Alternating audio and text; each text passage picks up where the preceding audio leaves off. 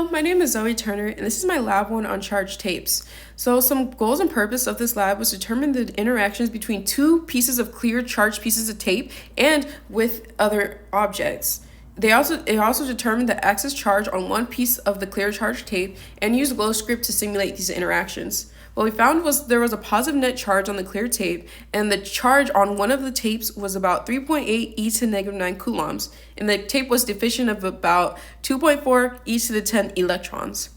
Some fundamentals we need to know before going into this lab is Newton's second law to calculate force, and then we use Newton's second law to find Coulomb's law of force, which is in the slide, and that's to determine the charge on each piece of tape.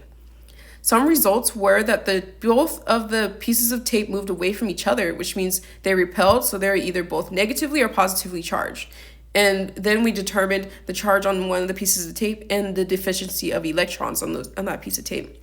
Some errors were not calculating the weight or the length correctly, and because we didn't assume resistance or humidity, I live in a very humid area, so the air conditioning is always running in this house, and that 100% could have affected my calculations. Another one was loss of charge due to environment and handling.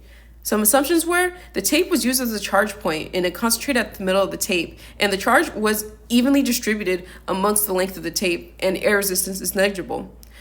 The models that we used were to observe the interactions between them, and each piece of tape was used as a point charge.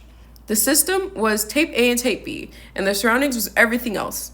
So initial conditions were there were two pieces of neutral tape with same length and then another piece of tape that stuck to a table. We used tape B to quickly rip off from the tape that stuck to the table to either gain or lose electrons to charge it, and then we placed it near several objects to test its charge. And then it was placed above tape A, and we moved tape A closer to tape B, and once we start to see them repel, we measured that distance between them. Some observations were that the U-tape or tape B was attracted to my hand and repelled by other pieces of tape. And it was also attracted to my hairbrush and my Spider-Man figurine. So in conclusion, the tape was positively charged and it lost a lot of electrons during the charging process. In this image, you can see where the tapes repelled from each other, and I measured that distance. I also calculated the Newton's second law from there, and it was really easy to get the electric force from the gravitational because acceleration is 0, so that means all of the forces were balanced.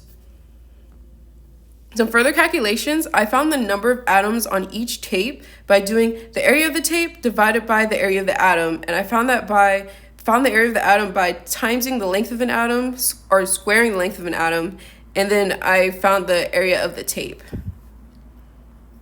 Here's my glow script model. As you can see, the model's scale is a little bit off because of how I created the glow script code, but all in all, it's turned out to be really similar, and the way I had to up the scale was because the magnitude of the electric force was about a little under 3 times, it was like 3 times less than what it was supposed to be, so I ended up just putting that into my scale. So some discussions in what if.